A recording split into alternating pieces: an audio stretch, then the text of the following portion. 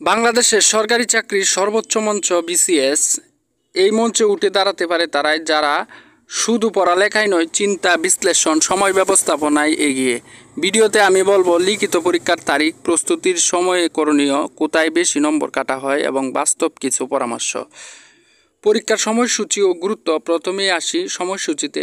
৪৬তম বিসিএসের লিখিত পরীক্ষা শুরু হচ্ছে ২৪ জুলাই ২০২৫ এবং ৪৮তম বিশেষ বিসিএস চিকিৎসা বিজ্ঞানের লিখিত পরীক্ষা হবে ১৮ জুলাই। অর্থাৎ হচ্ছে এখানে দুইটা বিসিএস ৪৬ এবং ৪৮তম বিসিএসের তারিখগুলো দেওয়া হচ্ছে। চ্যানেলে অলরেডি হচ্ছে সকল বিসিএসের তারিখগুলো প্রকাশ নিয়ে একটা ভিডিও আছে, আপনারা চাইলে ওইটা দেখতে পারেন।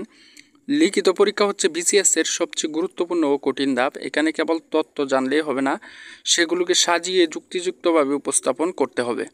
অর্থাৎ হচ্ছে আপনাদের উপস্থাপনার ভঙ্গি নিয়ে কিছু কথা বলা হবে। প্রস্তুতির প্যাটার্ন। এখন প্রশ্ন হচ্ছে লিখিত পরীক্ষায় কিভাবে প্রস্তুতি নেবেন। প্রথমত, পেছনের প্রশ্নগুলো গত ১০ বছরের প্রশ্নগুলোর বিভাগ অনুযায়ী আলাদা করে দেখে ফেলুন। দেখবেন অনেক প্রশ্নের প্যাটার্ন প্রায় একই থেকে যাচ্ছে, শুধু ভাষা বদলেছে। অর্থাৎ হচ্ছে আপনাদের শুধু ভাষাটা বদলিবে এরকম অনেক প্রশ্নই পাবেন, তাই ১০ বছরের প্রশ্ন পড়ার একটা রিকোয়েস্ট রাখা হইতেছে। দ্বিতীয়ত হচ্ছে উত্তর লেখার কৌশল। অনেকেই মনে করেন যত বেশি লিখবেন তত ভালো, কিন্তু বাস্তবে প্রাসঙ্গিকতা, যথাযথ উপসংহার আর তথ্য নির্ভর উপস্থাপন অনেক বেশি নম্বর এনে দেয়। প্রতিটি উত্তর শুরু করুন একটি সংক্ষিপ্ত ভূমিকা দিয়ে এবং তারপর যুক্তিযুক্ত মূল অংশ এবং শেষে উপসংহার লিখুন। এভাবে আপনারা শুরু করবেন প্রত্যেকটা প্রশ্ন। ভিডিওটির ৩ নম্বর অংশে বা তৃতীয়ত আমরা রাখছি হচ্ছে সময় ব্যবস্থাপনা। লিখিত পরীক্ষায় অনেকেই প্রশ্নটা পড়েই সময় শেষ করে ফেলে, তাই রুটিন তৈরি করুন। ১০ মিনিটে ১ পৃষ্ঠা লেখা এমন অনুশীলন করুন। অর্থাৎ হচ্ছে আপনারা একটা নির্দিষ্ট অনুশীলন করুন যে অত মিনিটে অত পৃষ্ঠা লিখতে হবে। ভুল করলেই নম্বর কাটা হয়। এখন আসি সবচেয়ে গুরুত্বপূর্ণ অংশে, যেসব ভুলে নম্বর কাটা হয় বা যেসব কারণে ফাঁসের সম্ভাবনা কমে যায় সেসব কারণ নিয়ে কথা বলবো। অপ্রাসঙ্গিক ব্যাখ্যা দেওয়া, ভাষাগত ভুল, বিশেষ করে ইংরেজি অংশে, একই ধারণা বারবার লেখা যা রিপিটেশন, উদাহরণ না দেওয়া, প্রশ্ন বিশ্লেষণ করলে সেখানে উদাহরণ চাওয়া হয়, লেখা সুন্দর হলে মূল পয়েন্ট বাদ পড়ে যাওয়া এরকম কারণে। আপনার উত্তর যেন একজন দায়িত্বশীল প্রশাসক কিভাবে চিন্তা করে সেইভাবে লেখা হয়, এটা বোর্ড দেখতে চায়। আসলে বিসিএসের বোর্ড কি দেখতে চায়? আপনার চিন্তা ভাবনা সম্পর্কে ধারণা নিতে চায়। বাস্তব পরামর্শ ও অনুপ্রেরণা। এখন যখন হাতে গোনা কয়েকদিন বাকি, তাই নতুন করে বই শুরু নয়। অর্থাৎ হচ্ছে আপনারা নতুন করে বই শুরু করবেন না, বরং এখন রিভিশন এবং টাইম ম্যানেজমেন্ট ও আগের ভুলগুলো শুধরে নেওয়ার সময়।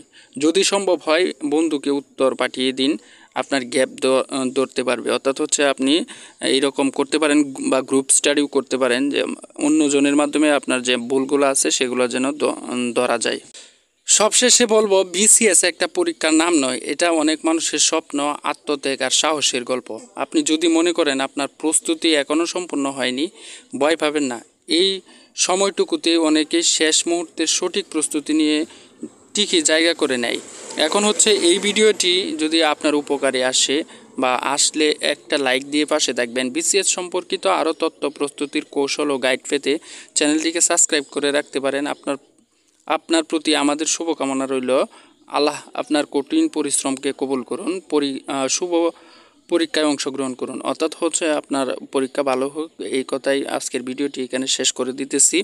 আপনারা যারা আছেন তারা অবশ্যই আমার চ্যানেলটিকে সাবস্ক্রাইব করে পাশে থাকবেন এবং হচ্ছে চাকরি প্রত্যাশী হলে অবশ্যই আপনার হচ্ছে চ্যানেলটিকে সাবস্ক্রাইব করে দিবেন। অন্যান্য বিসিএসে যারা আগ্রহী আছে তাদের কাছে আমার ভিডিওটি শেয়ার করার অনুরোধ রইল। ধন্যবাদ সকলকে। আসসালামু আলাইকুম।